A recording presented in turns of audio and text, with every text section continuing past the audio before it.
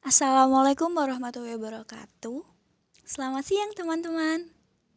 Bagaimana nih kabarnya? Semoga sehat-sehat ya. Baik, sebelumnya perkenalkan nama saya Muflihah dari Psikologi 6D. Saya di sini akan sedikit menjelaskan mengenai asesmen dan intervensi standar asesmen.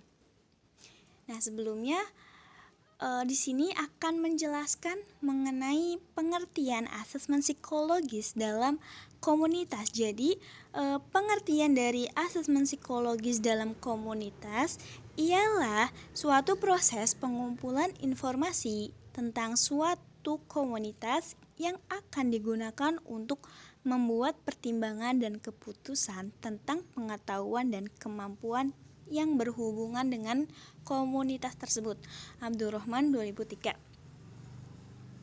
Selanjutnya mengenai tujuan asesmen.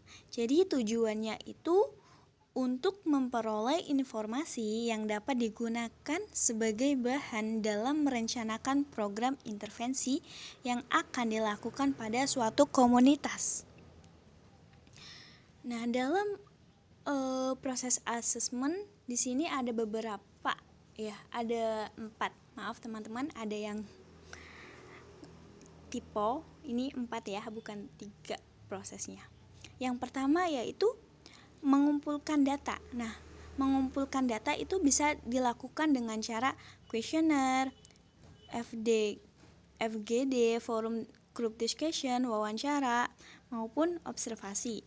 Jadi apa itu wawancara?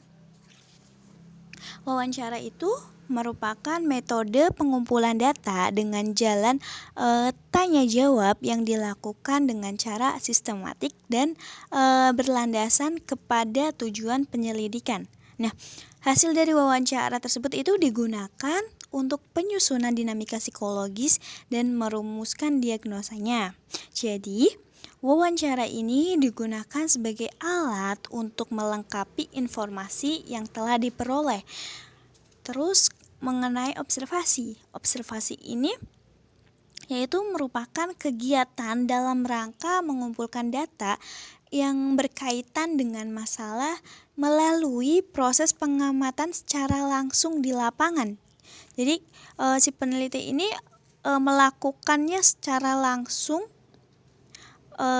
dengan cara mengamati atau mencatat informasi-informasi yang diperoleh. Nah, setelah itu dari proses observasi tersebut itu digunakan sebagai data penunjang. Nah, setelah mengumpulkan data, proses selanjutnya itu kita mengidentifikasi atau menganalisis permasalahan. Nah, setelah itu kita menarik kesimpulan diagnosa. Dan proses yang terakhir yaitu melaporkan hasil yang akan dijadikan sebagai acuan dalam membuat rancangan intervensi. Nah, selanjutnya asesmen terhadap perilaku. Di sini fokus terhadap hubungan antara perilaku dengan lingkungan sekitar. Jadi kita tuh fokusnya mengenai hubungan antar perilaku dan lingkungan sekitarnya. Nah, terus bertujuan untuk mengidentifikasi perilaku yang bermasalah dan situasinya. Dan yang terakhir, mengidentifikasi dari perilaku yang dimunculkan oleh individu dalam suatu komunitas. Pembahasan selanjutnya yaitu mengenai observasi perilaku. Jadi kita melakukan kunjungan ke komunitas. Setelah itu digunakan untuk melakukan asesmen terhadap masalah atau masalah perilaku yang reaktif atau perilaku yang dimunculkan dalam komunitas tersebut. Selanjutnya mengenai community assessment. Nah, community assessment ini merupakan Proses mengumpulkan, menganalisis, dan melaporkan informasi mengenai kebutuhan masyarakat dan besarnya kekuatan yang ada di masyarakat untuk memenuhi kebutuhan masyarakat. Nah, dalam suatu program perencanaan, community assessment ini merupakan bagian yang terpenting karena fokusnya itu bersumber dari komunitas. Nah, pengumpulan datanya itu harus bisa mencakup dalam mengidentifikasi kebutuhan dan prioritas dalam mendukung perencanaan keputusan. Nah, dalam hal ini kita perlu mempertimbangkan mengenai budaya, ekonomi, dan fisik yang membentuk masyarakat. Dalam mengetahui sesuatu yang ingin kita hendaki, setidaknya itu ada standar dalam menentukan bahwa hal itu layak dikatakan atau sebaliknya. Jadi, kita itu tidak boleh membenarkan sesuatu tanpa ada alasan yang jelas yang bisa diterima secara akal dan takaran yang sesuai dengan ketentuan. Nah, pengetahuan untuk mengendalikan rasa tahu kita itu harus distandarkan dengan pengalaman dan informasi yang memadai dalam menginterpretasikan segala sesuatu. Nah, kadang kita juga merasa tergelitik untuk menjelaskan bahwa bahkan kita juga menjustifikasi kenapa salah satu teman dekat kita itu bertindak tertentu. Nah, jawabannya mungkin minimal tanpa disadari berasal dari pengetahuan kita tentang latar belakang teman dan keluarganya, lingkungan tempatnya, atau latar belakang budayanya, karakteristik dan psikologisnya atau pengalaman-pengalaman unik teman kita tersebut. Nah, dalam kasus ini kayaknya informasi latar belakang menyediakan sebuah pemahaman mendalam bagi kita untuk memberikan sedikit komentar. Apalagi jika kita menguasai pula suatu perspektif keilmuan terkait tindakannya atau pernah memiliki pengalaman yang mirip.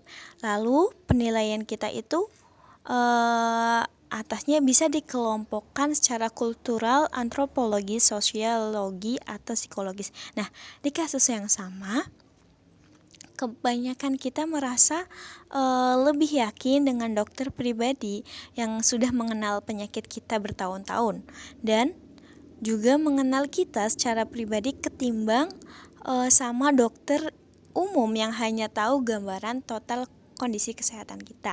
Nah, diagnosis dan obat yang diberikannya juga mungkin sama, tapi kadang keberadaan dokter pribadi tidak bisa dipublikasi oleh dokter umum atau di dunia kompetensi olahraga.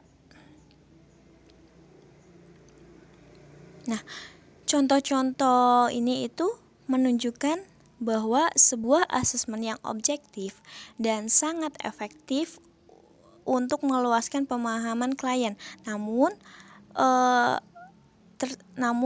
bukan termasuk asesmen standar. Memang benar, asesmen yang mendalam dapat meningkatkan potensi efektivitas maksimum penanganannya, apalagi jika dilengkapi oleh konsep-konsep antar ilmu bagi asesmen manusia, menjadikan garis pedoman dan prinsip asesmen manusia lebih jelas dan konkret. Dengan kata lain, asesmen tidak standar ini bukan berarti tidak bisa digunakan, melainkan tetap dibutuhkan, hanya saja perlu dikembangkan dan disempurnakan lebih jauh. Nah, kalau begitu, untuk uraian-uraian selanjutnya, kita akan fokus kepada teknik-teknik asesmen tidak standar yang digunakan para konselor untuk menganalisis individu di berbagai lingkup. Nah, jadi perbedaan utama dua jenis asesmen ini yaitu kalau misalkan teknik asesmen standar ini itu seperti pengetesan psikologi, formatnya itu juga udah ditetapkan dan tepat, terus juga mengenai prosedurnya itu udah standar gitu kan. Sedangkan teknik yang tidak standar itu lebih mengutamakan pendekatan yang luas, variatif, dan lebih subjektif kesannya saat mengumpulkan dan menginterpretasi data untuk mengasesmen manusia. Baik teman-teman, sekian dari penjelasan saya. Kurang-kurangnya mohon maaf. Wabillahi taufiq wal hidayah. Wassalamualaikum warahmatullahi wabarakatuh. Terima kasih.